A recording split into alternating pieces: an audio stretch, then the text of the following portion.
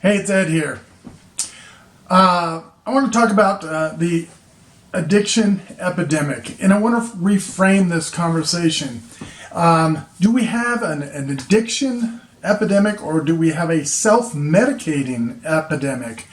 And because we see in the news that people are testifying in front of Congress because Purdue Pharmaceuticals has gotten everybody addicted to OxyContin, and that they're killing people. We want to sue them. We want to throw them in prison. And at the end of the day, those are not solutions. Those are punitive. They're punishing. And yeah, a lot of people did get addicted to OxyContin and hydrocodone. But think about this. Percocet and Darvocet have been around for years. Darvocet was around, started in circulation in 1957, and Percocet was 1970. Now, Darvocet was made with Darvon, and they've since banned it. They just banned it in 2010, so only 9 years ago. Percocet was actually made with OxyCodone. I remember taking it when I broke my arm and they had to do surgery, and it was pretty strong. Made a lot of people nauseous. People couldn't take it. But why didn't we have a lot of more people back then who are addicted? Because think about it.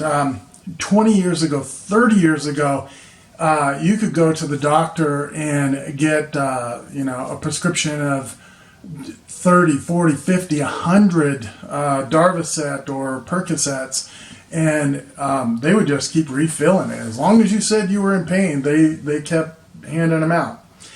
But let's even go back a little further. Let's go back to the Vietnam era GIs. While they were in Vietnam, many of them started using heroin because heroin was really cheap, it was plentiful, and it was 80% pure. And they estimate that 20% of the GIs that were in Vietnam used heroin. They actually smoked it because it was odorless, and nobody would detect it, so they would get away with it.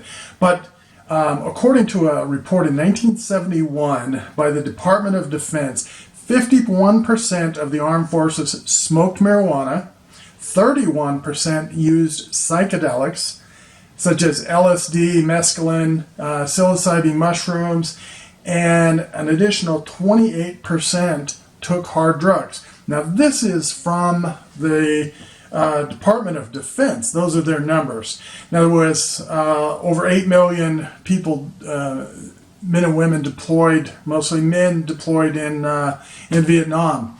And they estimate that their fear was hundreds of thousands of them would come back addicted to heroin. And so that 20%, that would be 1.7 million GIs coming back from Vietnam addicted. And I have to tell you, if anybody had an excuse to self-medicate, it would be the GIs coming back from Vietnam, because not only was it a horrific war, they seen some atrocities, some horrors that we can't even imagine. But when they came back, then there were protesters who greeted them and spit on them and called them baby killers. So yeah, now they have the trauma of the war, the PTSD. They didn't call it PTSD back then, but they had their own American people protesting them and spitting on them when they got off the planes coming home from the war. But what the military did do is they knew that there was a lot of drug use over there, so they would do a drug test, and if you failed the drug test, you had to stay in country, stay in Vietnam, until you detoxed enough that you could pass a UA, be clean from drugs. But they still thought that many of those would come back and relapse And they were really concerned about that Nixon, he wanted to figure out really what was happening. And so they commissioned a study, and this Lee Robbins, she took on the study, and it was believed back then that once you were addicted to heroin, you were an addict for life. But what they found was only 5% of the people coming back from the war relapsed. Those who had tested positive for drugs actually relapsed. And in the first year, within 3 years, only 12% relapsed. So compare and contrast that to what we see is the norm. Back then, they said 90% of those using heroin relapsed. So they couldn't figure out what really was going on. And we look at addiction now, and 80% plus relapse from drugs or alcohol. So they decided that they need to do an experiment. They did an experiment with rats, and they put rats by themselves in a cage, isolated, and they put regular water, they put morphine water, and cocaine water. What they found is the rats that were in the cage by themselves would gravitate towards the morphine or the cocaine water, and they would use it, drink it until they died. And so then they put rats in cages, and they called them rat parks, because they had, wheels and climbing and things and everything that was entertaining to a rat. And they put regular water, morphine water, and cocaine water. And they found that those rats rarely used the drugged water, the cocaine or the morphine water. And because they were interacting, they were social, they were having rat sex.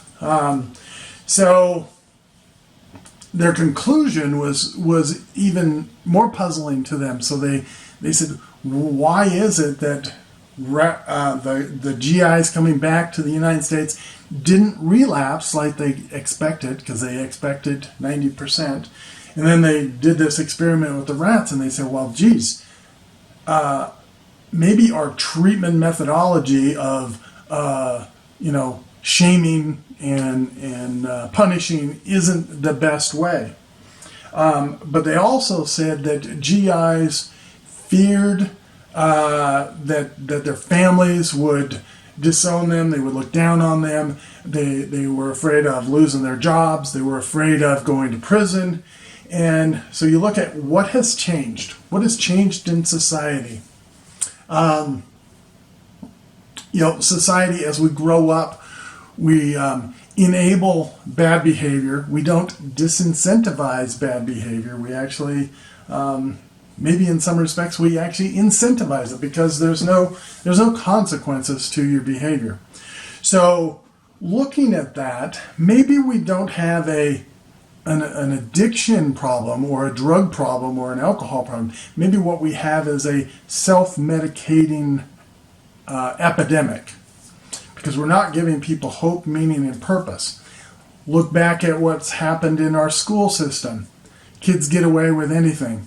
When I grew up, I remember the PE teacher, if you got in trouble, he would say, let the Board of Education meet the seat of learning. And he had a hack paddle that was about 24 inches long, and boy, let me tell you, it only happened to me once, but it only took once, and I never misbehaved in this class. So think about that for a minute. We have a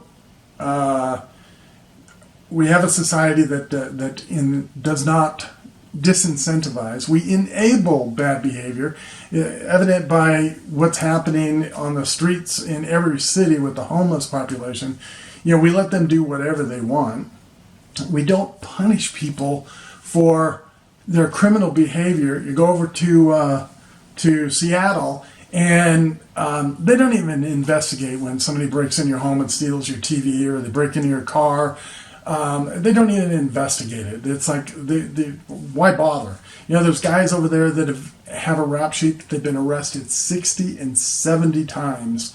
If you look at the documentary Seattle is Dying, and they actually talk about that. 3 grams of heroin, they don't even arrest you for that.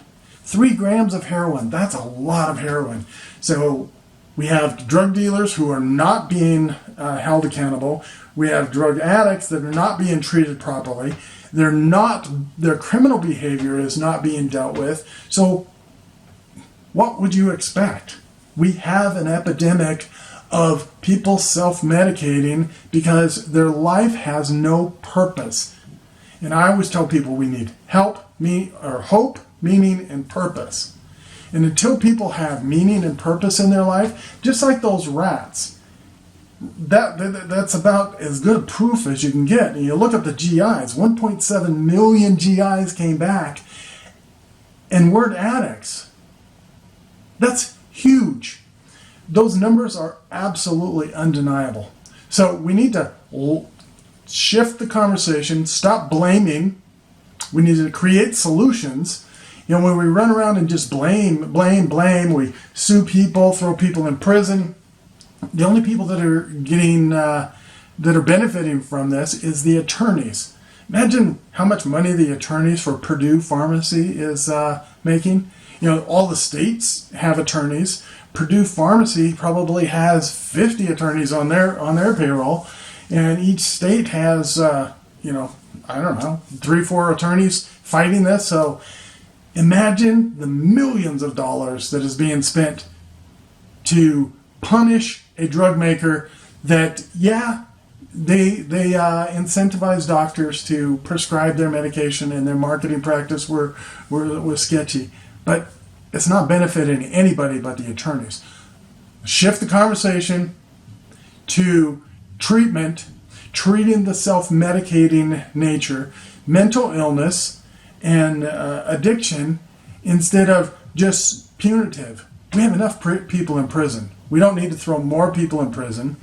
And we have enough homeless. We don't need more homeless. So let's shift the conversation to solutions.